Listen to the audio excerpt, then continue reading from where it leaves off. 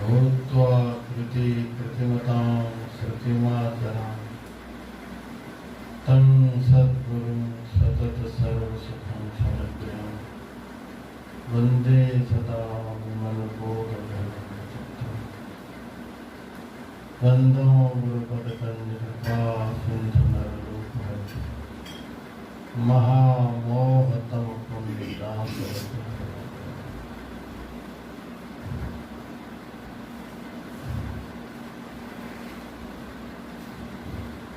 उपस्थित सत्संग प्रेमी सज्जन वृंद, माताओं तथा बहनों,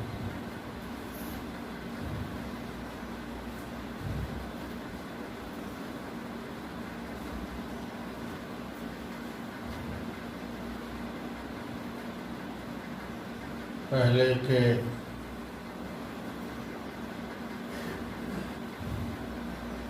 समझदार लोग कहा करते थे, पहला सुख निरोगी काया,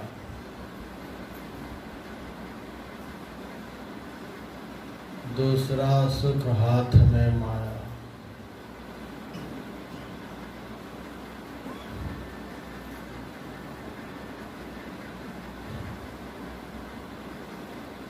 तीसरा सुख कुलवंती नारी, चौथा सुख पुत्र आज्ञाकारी।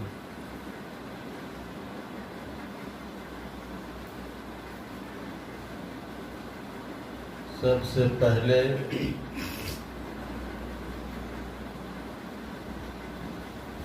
शरीर का स्वस्थ रहना आवश्यक है।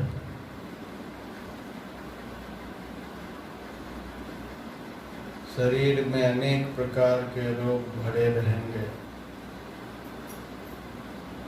अनेक रोगों से शरीर ग्रसित रहेगा, तो न धन से सुख मिलेगा,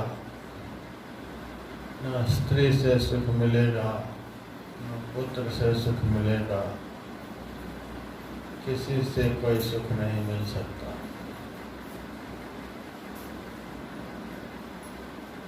इसीलिए कहा पहला सुख निरोगी काया।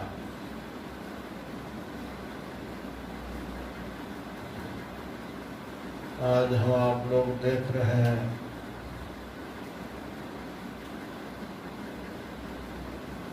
इस देश में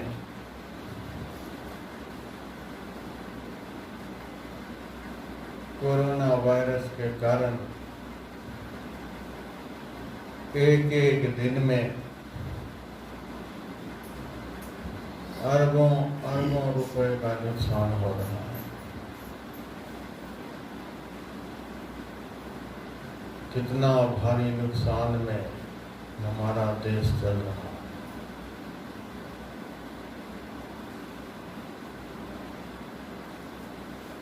किस लिए इस नुकसान को हम लोग बर्दाश्त कर रहे हैं?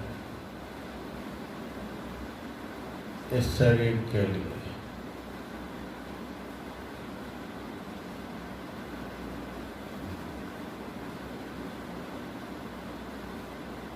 इस नुकसान से हमें ज्ञान मिल रहा है। भगवान का दिया हुआ यह मनुष्य का शरीर सबसे बड़ा धन है।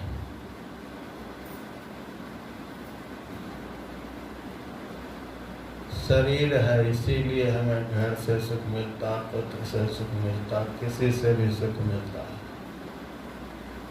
शरीर नहीं रहेगा तो किसी से भी सुख नहीं मिलेगा। और शरीर में भी मनुष्य का शरीर ही एकमात्र समस्त सुखों को देने वाला है।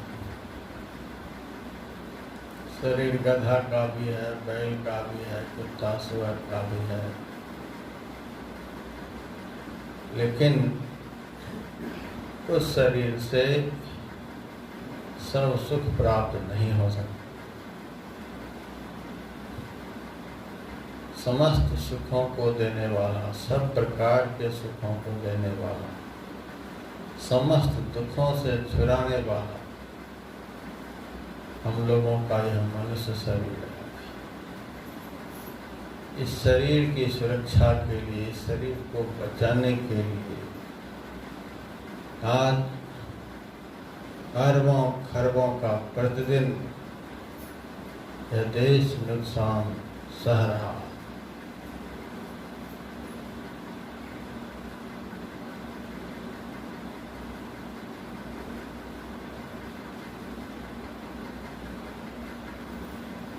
और यह नुकसान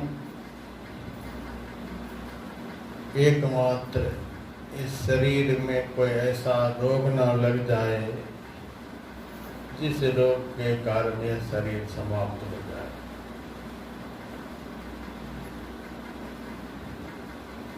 शरीर में कोई रोग नहीं लगे और खास करके शरीर को खत्म कर देने वाला रोग नहीं लगे।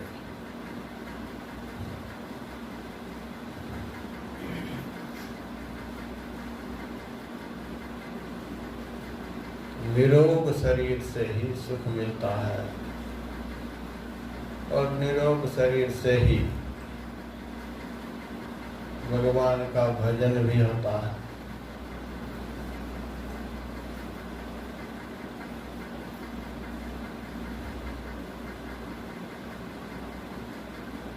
यहाँ बहुत श्रद्धालु ध्यान करने के लिए आए हैं, भजन करने के लिए आए हैं।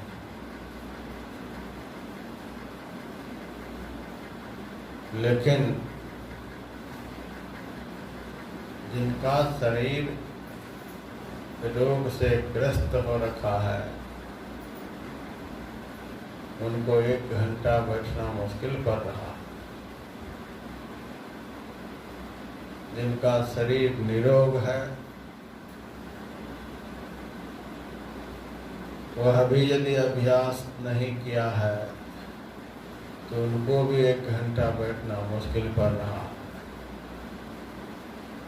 बहुत कम लोग ही अच्छी तरह से 1 घंटा तक बैठ पा रहे हैं।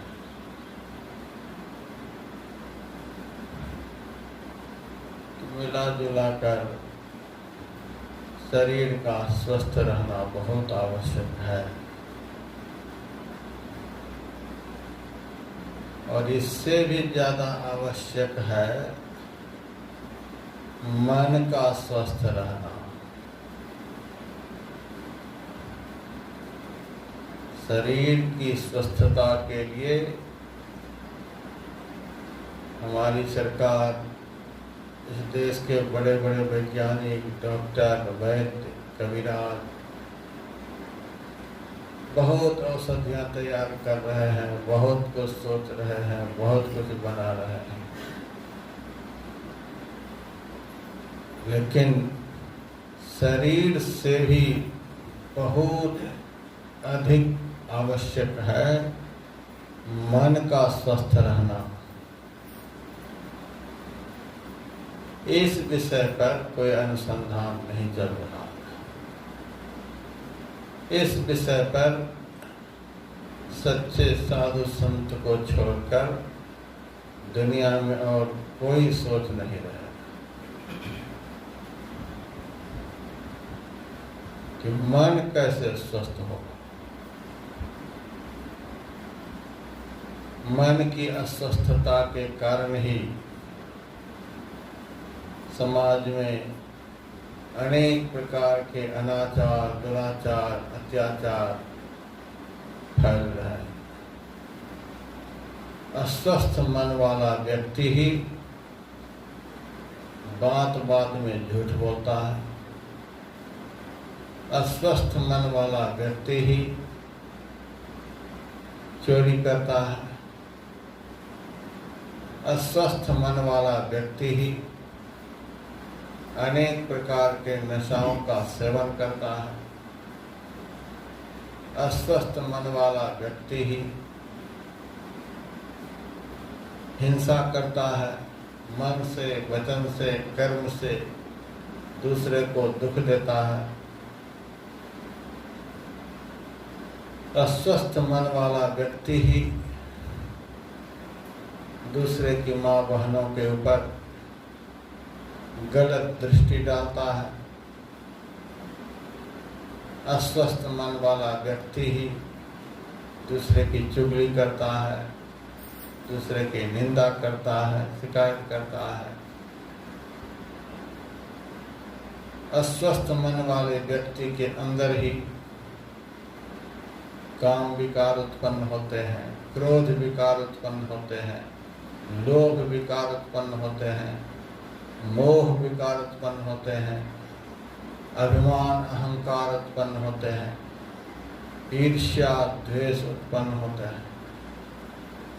अब समझिए, मन का अस्वस्थ होना अपने लिए और समाज के लिए, संसार के लिए कितना दुखदायक है। और मन यदि स्वस्थ हो जाए, अपने लिए, समाज के लिए, संसार के लिए कितना सुखदायक होगा, कल्पना कर सकते।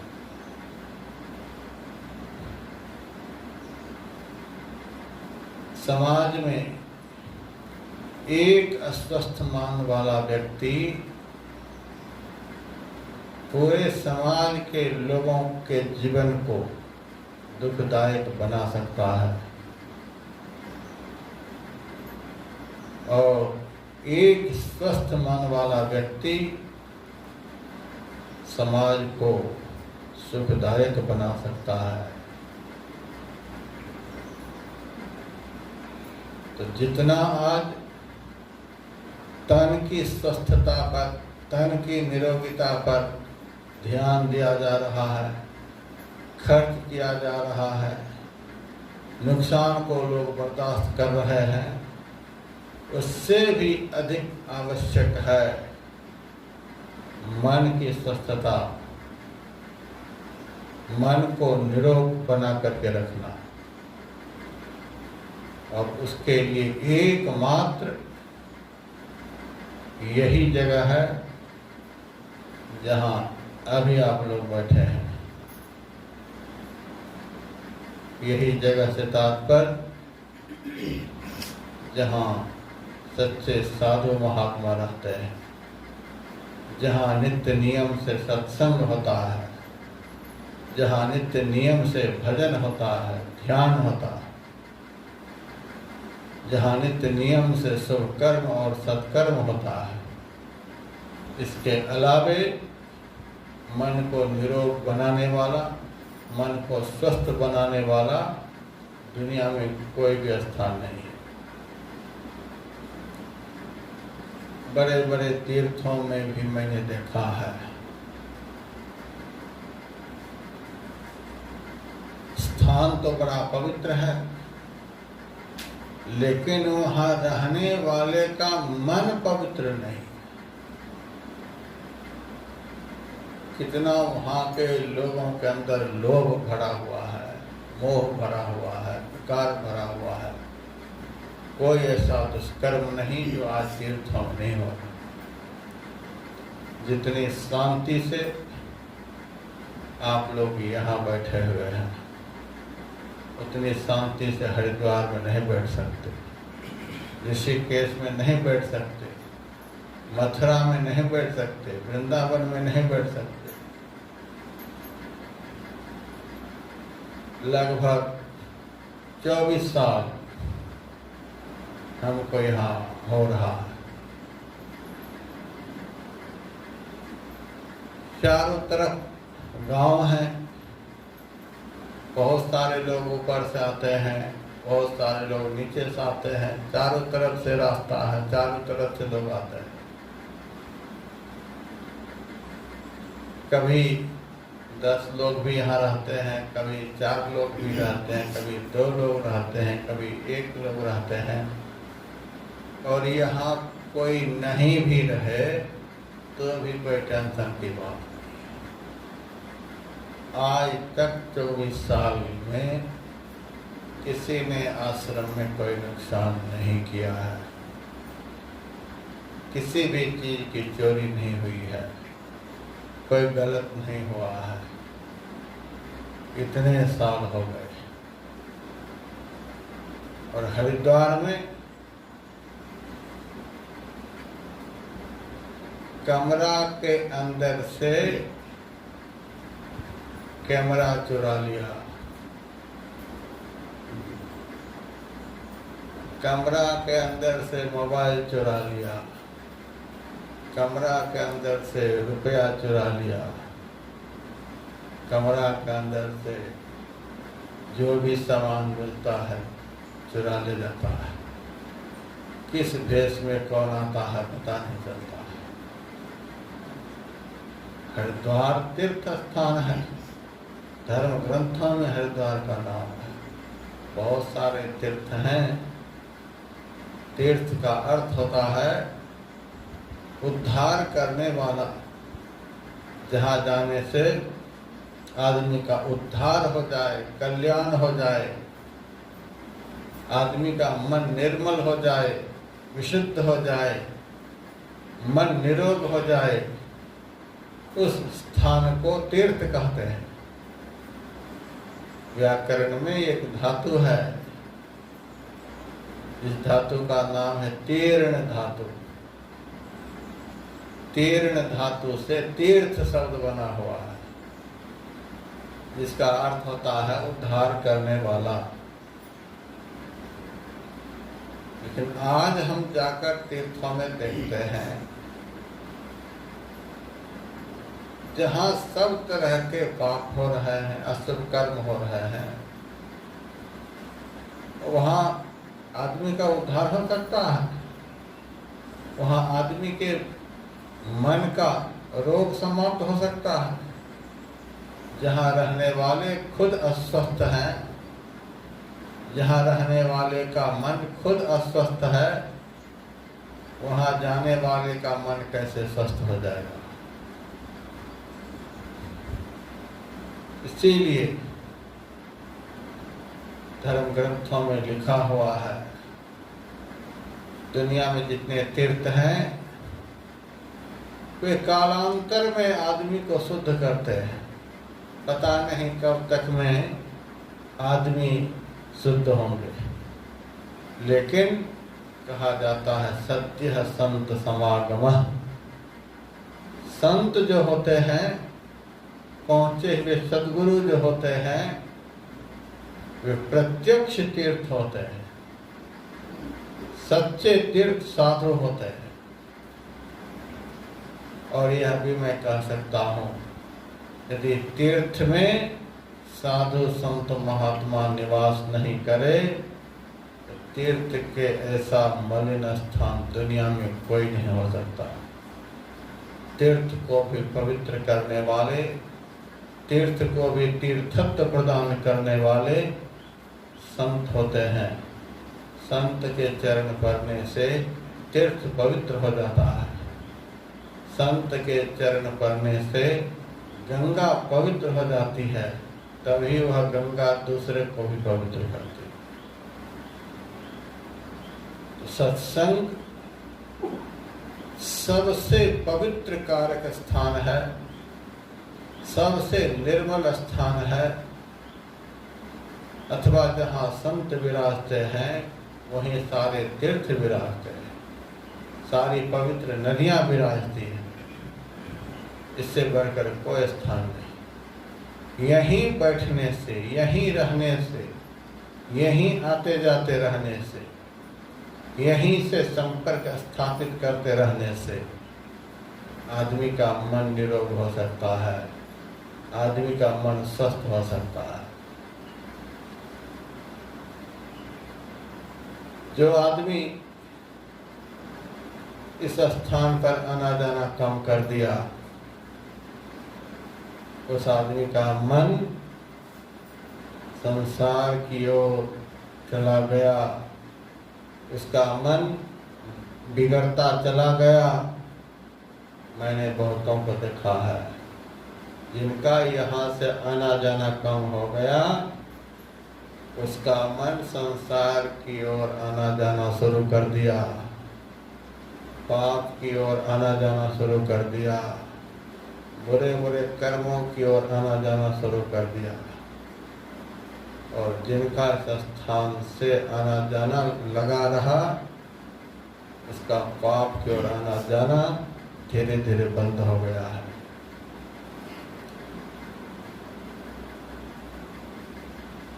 20-21 साल पहले इस स्थान के महत्व को बहुत कम लोग जानते थे। मैं शाम के समय में घूमने के लिए सामने नदी किनारे जाता हूँ। अब पहले भी मैं जाता था। अभी तो कच्ची सड़क बनी हुई है, पहले कोई सड़क नहीं थी। पाँव पैदल लोगों का आना जाना होता था। मैं देखता था शहर की तरफ से गांव की तरफ आने वाले लोग शराब के नशे में होते थे, आपस में गाली गलौज करते हुए रास्ते से गुजरते थे। मेरे मन में होता था कहीं मुझे न कुछ कह बैठे, लेकिन मैं स्वाभाविक रूप से रास्ते से गुजरते रहता था। लेकिन वही आदमी आपस में गाली गलौज करते हुए, कुछ से कुछ बोलते हुए गांव की तरफ जाते थे। मेरे सामने होने पर मेरे से कहते थे, राम राम महाराज, राम राम महाराज। तब हमको भरोसा होता था अब कुछ नहीं कहेगा। जब मेरे से राम राम कह रहा है, मैं उनसे पूछता था, अरे तुम लोग तो आपस में गाली गलौज करते हुए आ रहे थे, मेरे सामने आने पर राम राम कैसे बोलने लगे? तब कहता था, महाराज आपके पास आने पर हमारा नशा उतर जाता है, हम होश में आ जाते हैं। आप जो काम आश्रम में रहकर करते हो वही हमारे मुंह से निकलने लग जाता है। साधु महात्मा को देखते ही मन बदल जाता है। जो गाली बकते हुए आ रहा था वह राम राम करने लग जाता है। साधु संत का महत्व नहीं है, आज भी है। शराब के नशे में मस्त रहने वाला आदमी, जिनको कोई होश नहीं क्या बोलना चाहिए क्या नहीं बोलना चाहिए, वह भी साधु के सामने बदल जाता है। उनके मुंह से राम राम निकलने लगते। फिर मैं उनसे कहता, जब मेरे प्रति तुम्हारी इतनी श्रद्धा है तो बगल में आश्रम है, आश्रम क्यों नहीं आता जाता? अरे महाराज, आश्रम के प्रति तो बड़ी श्रद्धा है, लेकिन एक बात है जिस कारण मैं नहीं जाता। मैं उनसे पूछता, बात क्या है? महाराज, आश्रम आना जाना शुरू हो जाएगा, जो कुछ भी खा पी रहा होगा छूट जाएगा। उस शराबी को यह विश्वास है कि साधु के पास आते जाते रहने से, साधु के स्थान पर आते जाते रहने से हमारी गलत आदत खत्म हो जाएगी। दुनिया के किसी भी पापियों के अंदर, दुनिया के किसी भी दुष्कर्मियों के अंदर यह विश्वास नहीं है हरिद्वार जाने पर हमारे पाप छूट जाएंगे, वृंदावन जाने से हमारे पाप छूट जाएंगे, केदारनाथ जाने से हमारे पाप छूट जाएंगे। दुनिया के किसी भी तीर्थों में जाने से हमारे पाप छूट जाएंगे। किसी पापी को विश्वास नहीं, लेकिन उनको भी विश्वास है साधु संत महात्मा के पास जाएंगे हमारे ये पाप छूट जाएंगे। क्या मतलब है? मतलब यही है, प्रत्यक्ष तीर्थ साधु होते हैं, वहाँ आते जाते रहने से स्वाभाविक रूप से पाप वृत्ति खत्म होने लग जाती है। धीरे धीरे पाप खत्म हो जाता है। मैंने बहुत लोगों को इस क्षेत्र में देखा, क्या क्या खाते थे, क्या क्या पीते थे, क्या क्या करते थे, कितना परिवर्तन आ गया। पेड़ को देखने से परिवर्तन आया है, पहाड़ को देखकर परिवर्तन आया है, यहाँ के नदी तालाब को देखकर परिवर्तन आया है, यहाँ के देवी देवताओं को देखकर परिवर्तन आया है। यहाँ जो गांव में पूजा पाठ होते रहते थे सावन के महीने में, कौन महीने में, उन सब चीज़ों से परिवर्तन आया है। बहुत सारे मंदिर बने हुए हैं गांव में, उन मंदिरों को देखने से परिवर्तन आया है। सबका दिल कहता होगा दुनिया में कुछ भी देखने से, दुनिया में कहीं भी जाने से मन में परिवर्तन आ नहीं सकता, विचार में परिवर्तन आ नहीं सकता।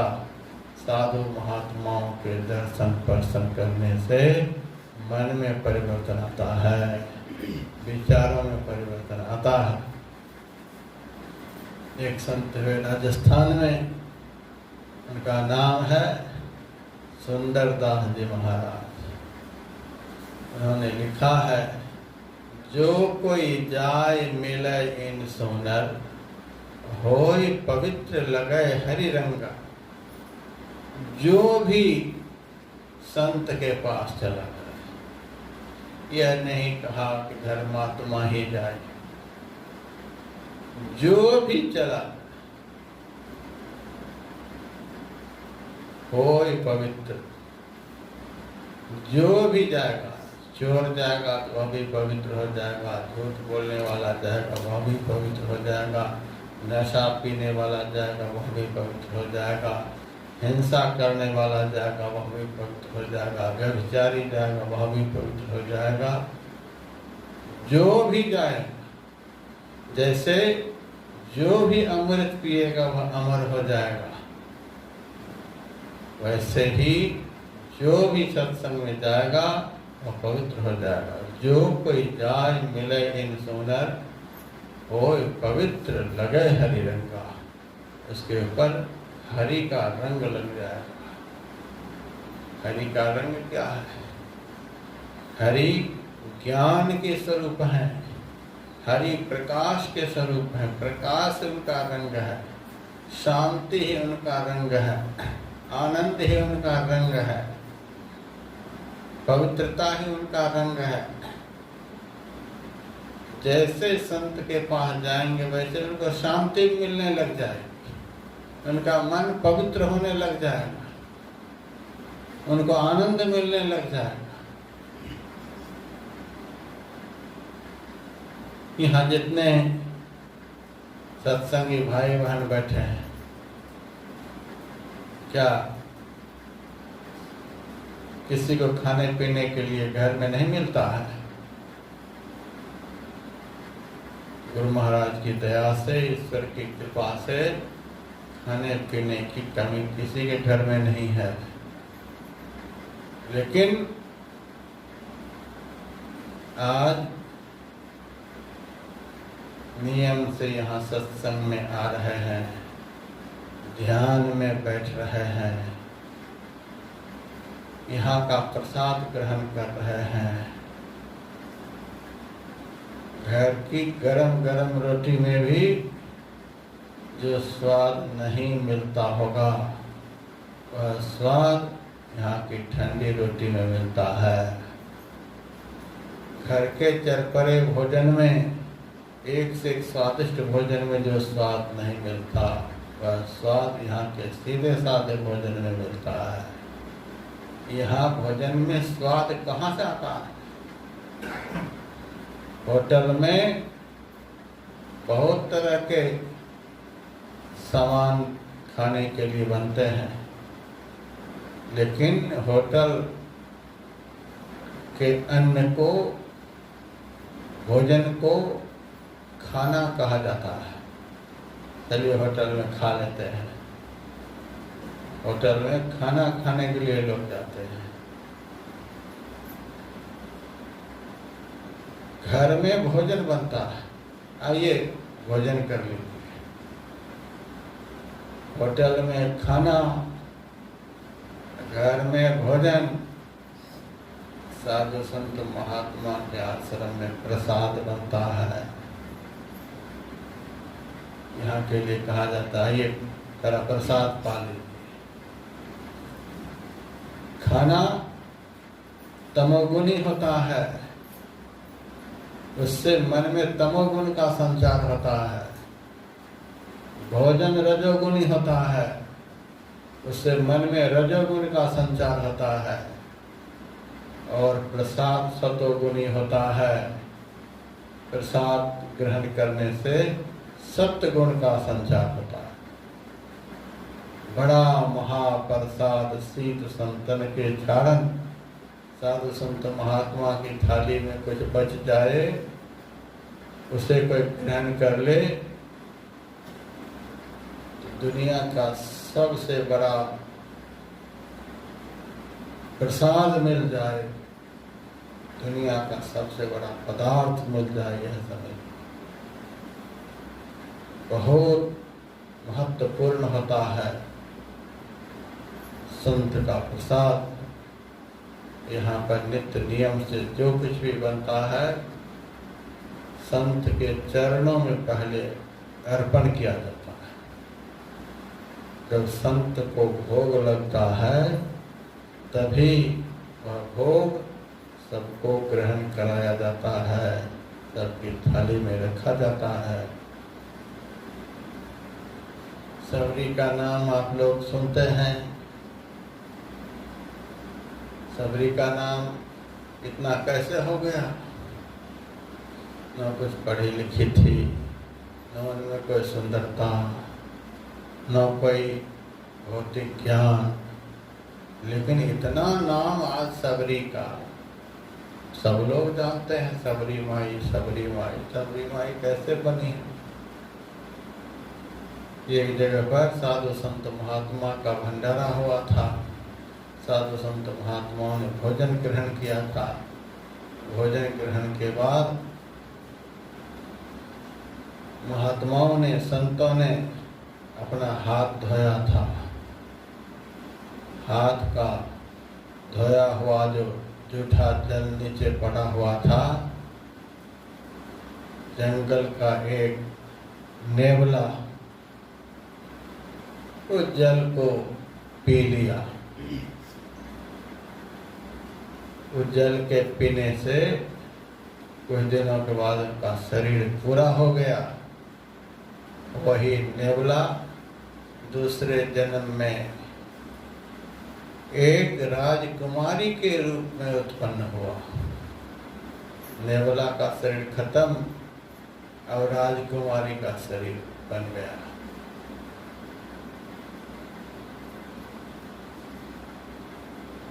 कुछ दिनों के बाद राजकुमारी का विवाह हुआ। राजकुमारी का विवाह तो राजकुमार के साथ ही होगा। विवाह हुआ और वह गई, राजभवन में रहने लगी। जिस राजभवन में वह रहती थी,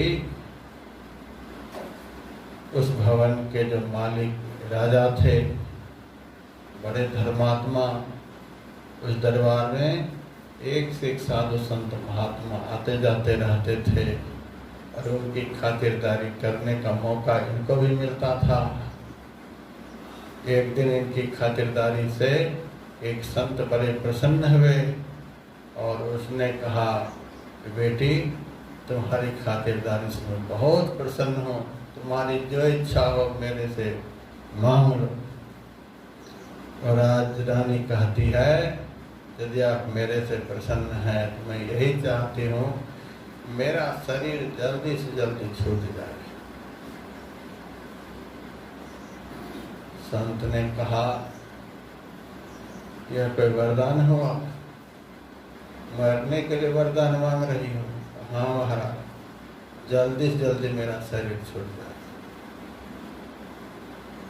अच्छा चलो, हमारा शरीर छूट जाए, लेकिन इस वरदान से मेरा मन संतुष्ट नहीं हो रहा, कुछ और मेरे से हो। तब वह राजरानी कहती है, दूसरा वरदान देना चाहते हैं तो हमें यह दीजिए कि शरीर छूटने के बाद मेरा जो जन्म हो सबसे नीच जाति में।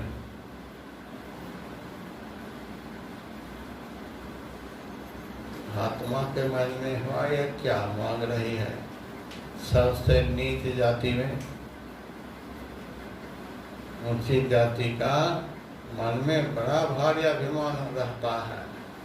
कर्म भले नीचा हो, लेकिन ऊंची जाति में जन्म होने पर जातीयता का बड़ा भारी अभिमान मन में हो जाता है। हमारे मन में जातीयता का अभिमान नहीं हो, हमारा जन्म नीच जाति में। कहा और कोई वरदान? अच्छा चलो महाराज, तीसरा वरदान हमें यह दो, हमारा जो शरीर हो वह इतना कुरूप हो कि किसी को मैं अच्छा नहीं लगूं, किसी को भी हमारा रूप पसंद नहीं है।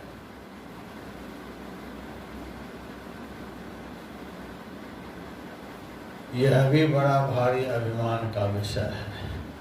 शारीरिक सौंदर्य, शरीर जितना सुंदर होगा उतना ही समाज के लिए वह आकर्षण का विषय बनेगा, और आपके शरीर से जितने लोग आकृष्ट होंगे उतनी तरफ आपका भी मन जाएगा। खतरे की घंटी कभी भी बज सकती है। इसीलिए सबरी ने कहा मेरा शरीर इतना कुरूप हो किसी को भी मेरा रूप अच्छा नहीं। चलो यह भी वरदान दे दिया। और कुछ इच्छा है? सबरी कहती है देना चाहते हैं तो हमें यह भी दीजिए कि हमारी शादी नहीं हो। का ऐसा तो नहीं होगा, नारी जाति का शरीर मर्यादा का शरीर होता है, शादी तो करनी पड़ेगी। चलो शादी हो जाए कोई बात नहीं, लेकिन पति को मैं बिल्कुल अच्छा नहीं लगूं, फिर हमें छोड़ करके भाग। चलो कोई बात नहीं। कहा और कोई मांगो, और कुछ मांग लो। सबरी कहती है हमें दुनिया का एक भी ज्ञान नहीं, एक अक्षर का भी दुनिया का हमें ज्ञान नहीं।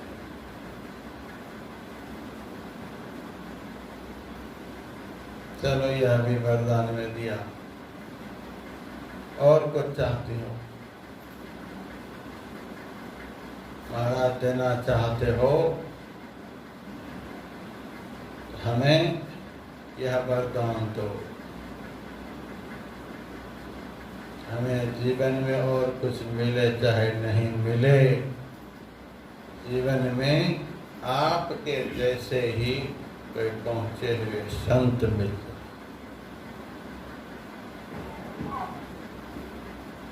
अगले जन्म के लिए वरदान मांग रही है, पहुंचे हुए संत मिले। चलो यह भी वरदान में दिया। और कुछ चाहिए? महाराज अब तो करीब करीब सब हो ही गया, तो संत मिल ही गए, अब बाकी क्या बचा? फिर भी एक वरदान यह दीजिए, सारी दुनिया के लोग भगवान के दर्शन के लिए कहाँ कहाँ जाते हैं, किस किस तीर्थ में जाते हैं, क्या क्या करते हैं, लेकिन हमें कहीं भी नहीं जाना पड़े, भगवान ही हमारे पास दर्शन देने को आ जाए।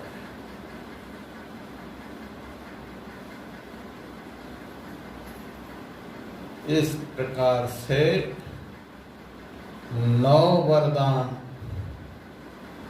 उस राज रानी ने संत से मांगे और उसी वरदान को स्मरण करके भगवान राम उनके यहाँ गए और भक्ति के 9 अंग उनको बतलाए हैं।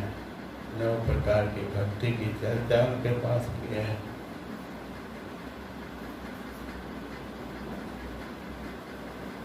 और समझिए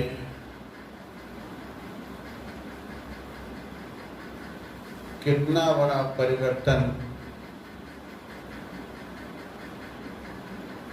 उनके जीवन में आया। संत जहाँ हाथ धोए थे वहाँ का जल सेवन करने से, वहाँ का जल पीने से कितना परिवर्तन आया कि उनको कुटिया में बैठे बैठे भगवान का दर्शन हो गया। तो संत के दरबार में जो भोजन बनता है उस भोजन को प्रसाद कहा जाता है। यहाँ लोग प्रसाद ग्रहण करते हैं। इसीलिए यहाँ रहने वाले का मन भजन पर बैठने का करता है।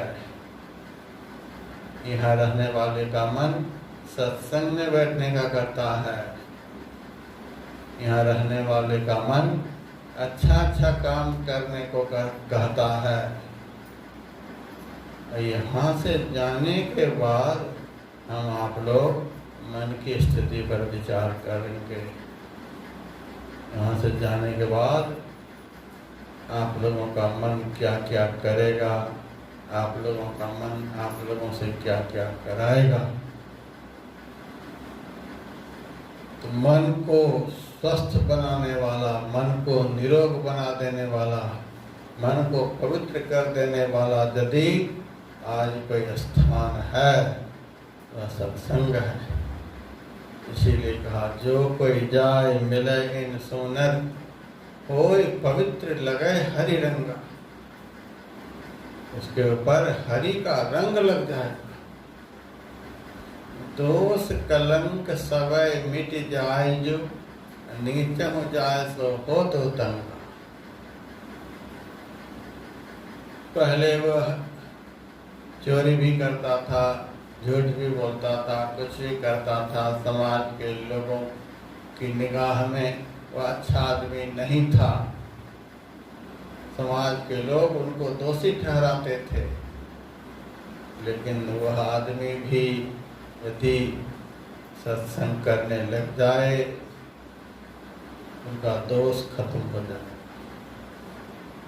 दोष कलंक सवय मिट जाए, सब समाप्त हो जाए और समाज के लोग खुश होने लग जाए। देखो अब सही रास्ता पकड़ लिया। मैं देखता हूँ यहाँ नदी के किनारे जब जाता हूँ, बड़े बड़े लोग आते हैं, बड़ी बड़ी गाड़ी ले लेकर के आते हैं, साथ में शराब की बोतल भी लेकर के आते हैं और झाड़ियों में घुस करके किसी पत्थर की ओट में बैठ करके शराब पीते हैं। अपने पैसे से खरीद करके बोतल लाते हैं, अपने पैसे से ही क्या क्या खाने पीने के लिए सामान साथ में लाते हैं। दुबक करके क्यों खाते पीते हैं? चौराहे पर चौड़े होकर के क्यों नहीं खा पी सकते? तो शर्म आती है। को शर्म आती है, यह अच्छा काम हम नहीं कर रहे हैं।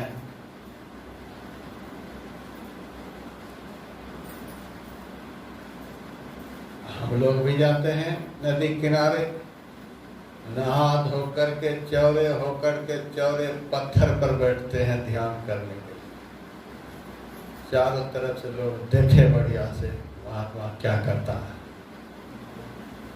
अच्छा काम करने से आत्मबल बढ़ता है। अच्छा काम करने से मन में साहस मिलती है, हिम्मत मिलती है। अच्छा काम करने से मन को बल मिलता है, डर नहीं लगता है किसी का, हम कोई गलत कर रहे हैं। लेकिन हजारों रुपए की बोतल दुबक करके पीते हैं, उनको डर लगता है, भय लगता है, शर्म आती है।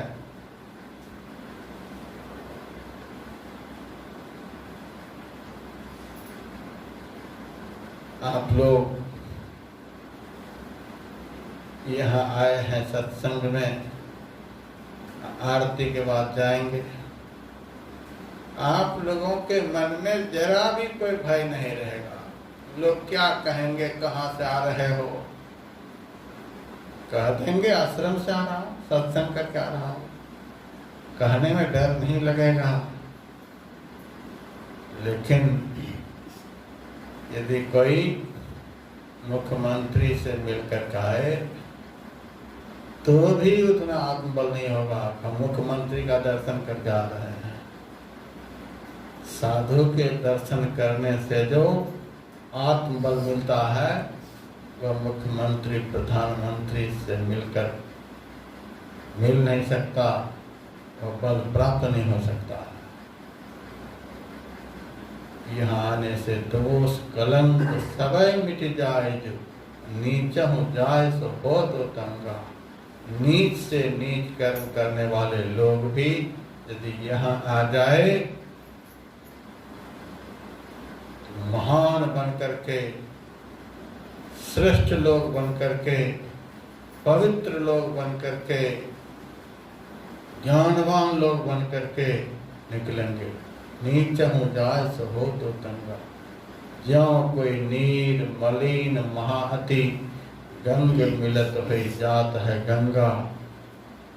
सुंदर शुद्ध करे तत्काल ही, है जग माही बड़ो सत्संगा। तत्काल मन को पवित्र कर देने वाला, तत्काल मन को शुद्ध कर देने वाला, तत्काल मन को निरोग कर देने वाला यदि कोई स्थान है, यदि कोई संग है तो एकमात्र संत का संग है। वह एकमात्र सत्संग है। यही वह विद्यालय है, यही वह चिकित्सालय है, जहाँ जाने से, जहाँ बैठने से मन को निरोग बनाने वाला ज्ञान प्राप्त होता है, मन को स्वस्थ बना देने वाला ज्ञान प्राप्त होता है। प्रतिदिन यहाँ चर्चा हो रही है और मन के रोगों पर चर्चा हो रही है। हम लोगों के मन में बहुत तरह के विकारों के रोग लगे हुए हैं और आप लोगों से मेरा आग्रह, प्रतिदिन एक ही पाठ रामायण से आप लोगों को सुनाया जा रहा है। एक ही विषय पर प्रतिदिन चर्चा हो रही है। हम लोगों के मन में बहुत तरह के रोग लगे हुए हैं, उन रोगों को खत्म करना। यहाँ चिकित्सालय में आ गए, यहाँ से अपने मन को निरोग बना करके जाना है। और मन के कितने रोग हैं, उन रोगों का नाम तो जरूर सबको याद रखना चाहिए। ज़्यादा रोग नहीं, बस 6 रोग ही सबके मन में लगे हुए हैं। उन रोगों का नाम है काम, क्रोध, लोभ, मोह, मद और मात्सर्य। मन के ये 6 रोग हैं और दुनिया में कोई भी दवा इसके लिए नहीं बनी है।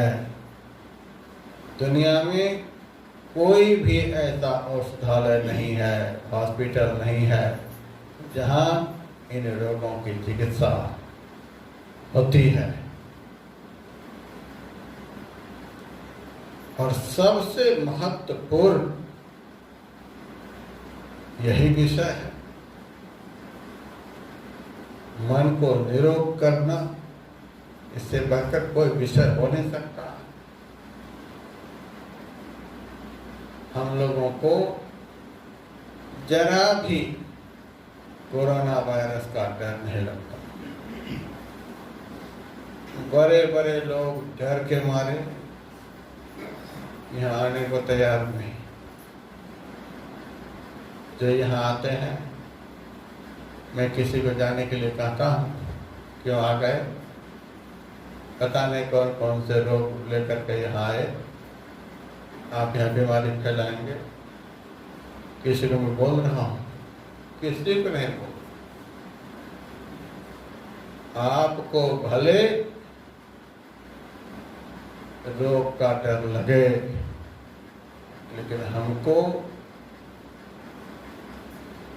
कोई रोग का डर नहीं। सारी दुनिया के कोरोना वायरस से संक्रमित लोग यहाँ आ जाए तो भी हमको कोई डर नहीं। सब हमारे पैर को छू भी ले तो भी कोई डर नहीं। हमें विश्वास है तन का रोग उतना खतरनाक नहीं जितना कि मन का रोग खतरनाक होता है। मन के रोगों का इलाज जिन्होंने कर लिया, उनको तन के रोगों का कोई डर नहीं लगता।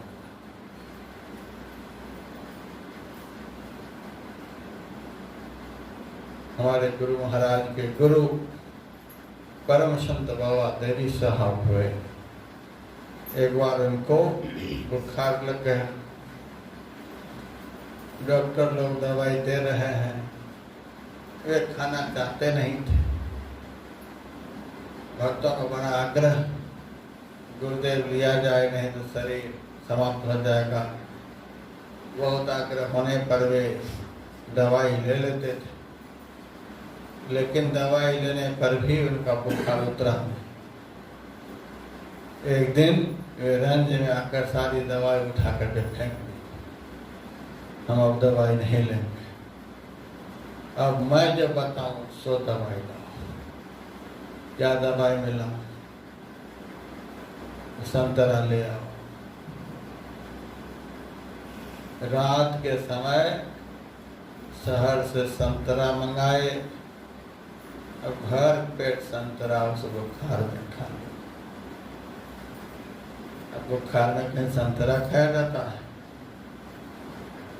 भारी बुखार में खांसी भी हो रखी है, सर्दी भी लग रखी है, सिर भी पकड़ा हुआ है, भर पेट संतरा खा लिए, सुबह होते होते बुखार उतर गया। अब कहिए, संतरा से बुखार उतरता है? हमारे दादा गुरुजी पहुंचे हुए संत थे।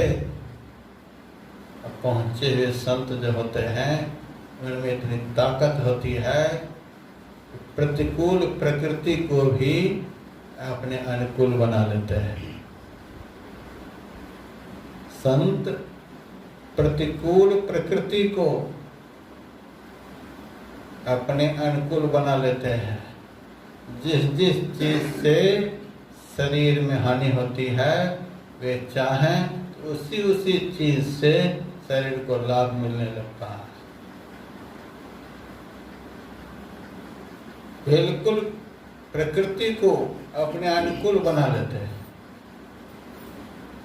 जो चीज खाने से रोग बढ़ता है, उसी चीज को खाकर वे रोग को खत्म कर देते हैं। ये तो दादा गुरु जी की बात है, मैं अपने गुरु महाराज की बात कहता हूँ। एक बार ये बहुत मस्ती में थे, रात के 12 बजे अपने सेवक से कहते हैं, मुझे बड़ी गर्मी लग रही है, मुझे बड़ी गर्मी लग रही है, मुझे स्नान कराओ। माघ का महीना चल रहा था। रात के 12 बजे कड़ाके की ठंडी पड़ रही है। गुरु महाराज कह रहे हैं हमको बड़ी गर्मी लग रही है। ठंडी के समय गर्मी लगे, प्रतिकूल प्रकृति को भी संत जो होते हैं अपने अनुकूल बना लेते हैं। जिस समय सबको गर्मी लग रही थी उस समय उनको ठंडी लगती है, और जिस समय सबको ठंडी लगती उस समय उनको गर्मी लगती है। कैसे अनुकूलता में प्रतिकूलता और प्रतिकूलता में अनुकूलता का दर्शन। हमें स्नान कराओ, बड़ी गर्मी लग रही है। 12 बजे रात में स्नान कराया, और सेवकगण चाहते हैं कि अंदर में स्नान करा दें। नहीं, हम जहाँ प्रतिदिन बाहर में करते हैं वहाँ स्नान करें। बाहर ले जाए गए। सेवकगण चाहते हैं अंगीठी चारों तरफ जला दें तो ठंडी नहीं लगेगी।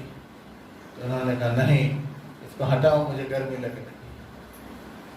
ठंडा जल से 12 बजे रात्रि में गुरु महाराज ने स्नान किया। स्नान के बाद थोड़ी देर ध्यान किए, फिर कहते हैं अब हमें भोजन करो। 12 बजे रात में भोजन मांगा। सेवकगण पूछते हैं भोजन में हुजूर क्या लाया जाए? गुरु महाराज ने कहा सत्तू ले आओ। और रात में सत्तू खाना वर्जित है। ठंड के मौसम में भी सत्तू खाना वर्जित होता है।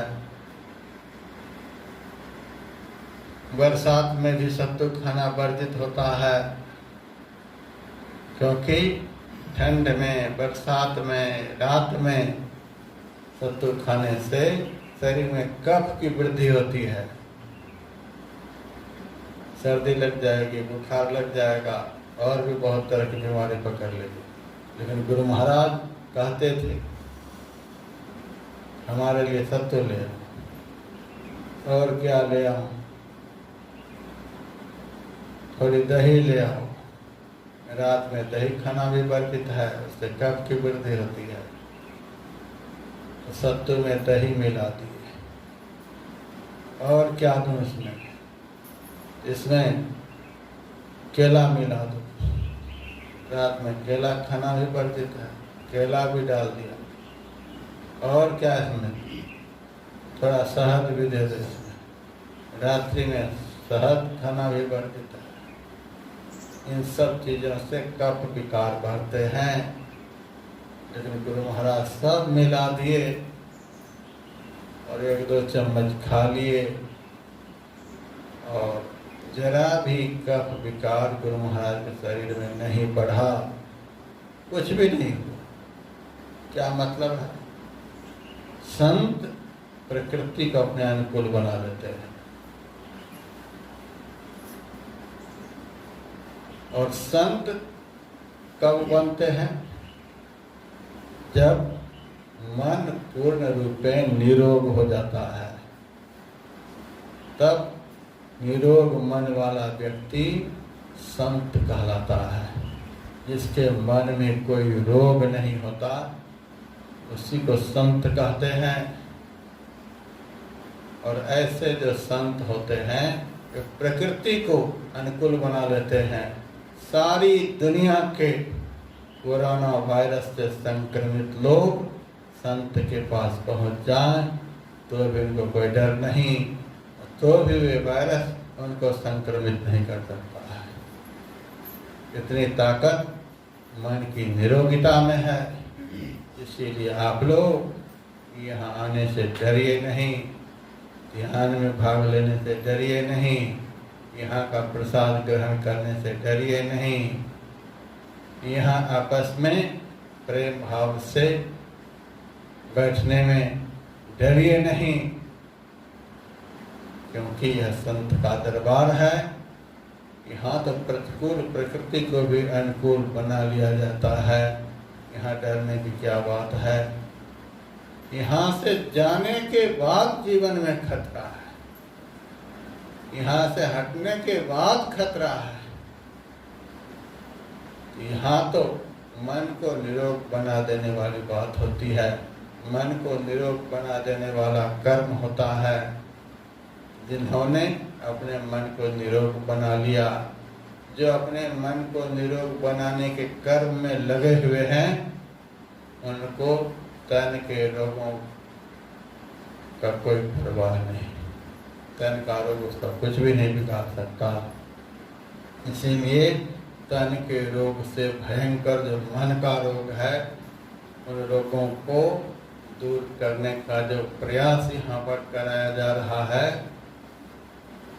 उस प्रयास के तहत आप लोग नित्य नियम से ज्ञान सत्संग करते रहें और स्वस्थ मन के साथ साथ स्वस्थ तन का आनंद लेते रहें। ये थोड़ा सा भी सुनाया, कल सुनाया जाएगा। वो जो आध्यात्मिक आरती कर